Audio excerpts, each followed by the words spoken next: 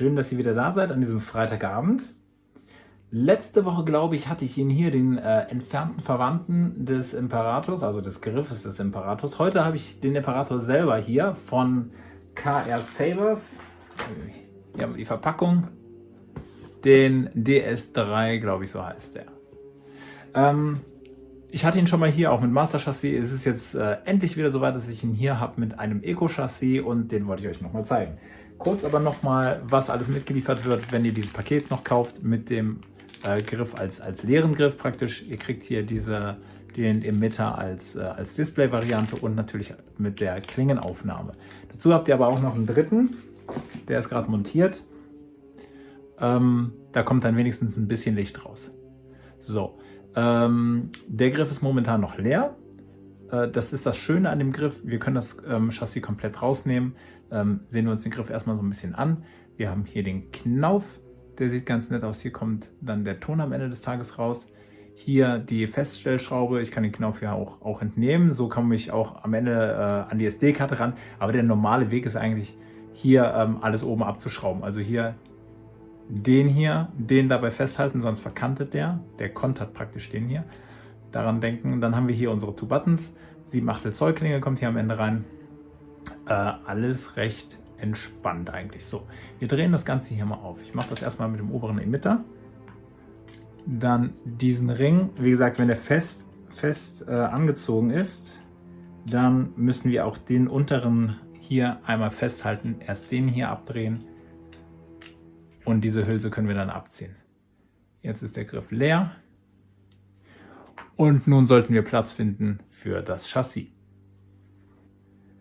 Das Chassis musste ich mittlerweile etwas anpassen. Ich glaube, 1 oder 2 Jahre ist es her, dass ich das entworfen habe. Mittlerweile wurde nämlich Folgendes geändert. Die Buttons hier, der Knopf hat seine Position geändert um Millimeter. Die Kontakte für den Taster sind immer noch dort, wo sie hingehören, aber jetzt auf der anderen Seite liegen jetzt die Kontakte für die LEDs, die da drauf liegen. Früher war es so, dass hier alle 5 Kontakte praktisch an einer Stelle waren. War natürlich ein bisschen komplizierter zum Verlöten, macht die Verkabelung nach hinten hin einfacher. Deswegen musste ich jetzt hier ein paar Vorkehrungen treffen und das Chassis anpassen, damit das alles passt. So, aber es passt. Ein Profi 2.2, das 3.9er hätte hier auch Platz gefunden, aber mit nur einer Klinge und ohne Akzent, ja, wobei wir haben hier Akzent-LEDs, aber die sind so minimal, da sind keine crazy Styles drauf, deswegen reicht das 2.2er hier auch wieder völlig. Hier haben wir einen Killswitch untergekriegt, wir haben auch einen normalen Akku, wir haben einen 22 mm Speaker, das Profi ist halt sehr schmal, was die Einbautiefe, Höhe, Länge, Breite und so weiter angeht, deswegen ist hier doch etwas mehr möglich. Dann unser NPXL-Konnektor und ja, wie gesagt, unsere 2 Taster, die jeweils 2 LEDs auf der Seite haben und unsere Taster hier den roten und den grünen halt leuchten lassen. Das Chassis ist jetzt aktiviert. Ich füge jetzt das Chassis in den Griff. Muss dann natürlich darauf achten, dass die roten LEDs, die grünen natürlich auch beim grünen Griff sind und füge das jetzt langsam ein. Da gibt es auch kein Vertun, denn hinten ist das passgenau. So, und jetzt können wir auch direkt mal testen, ob ich richtig liege, indem ich einfach einen Taster betätige. Das ist der Power-Knopf. Das ist der AUX-Knopf. Scheint zu passen. So, wir könnten jetzt schon rumfuchteln, aber sieht natürlich besser aus, wenn ich das Ganze zusammenbaue. So, einmal noch die Lautstärke anpassen. So, ich habe hier einen Wert von 1500 für einen 22 mm Speaker und so hört er sich jetzt an. Richtig schön satt.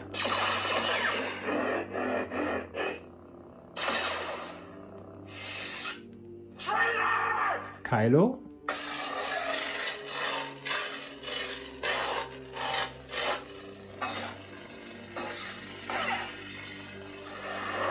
Wir haben hier, glaube ich, zweimal den Imperator, einmal Kylo. Insgesamt sind 6 Fonts. Ahsoka. Ja.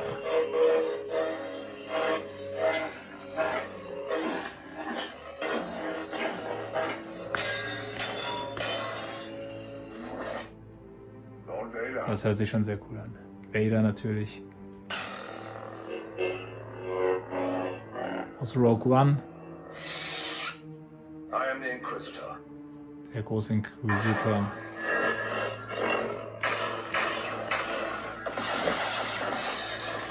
Also wirklich für einen 22 mm Speaker wahnsinnig guter Ton. Es ist einfach nicht immer die Größe, die entscheidend ist, sondern sehr oft einfach die Qualität des Griffes, wie massig der Griff ist, und der ist sehr massig, der ist wirklich sehr schwer. Der ist, ich muss mal wiegen, aber 700 Gramm allemal für diesen kleinen Knirps hier ist das eine Menge.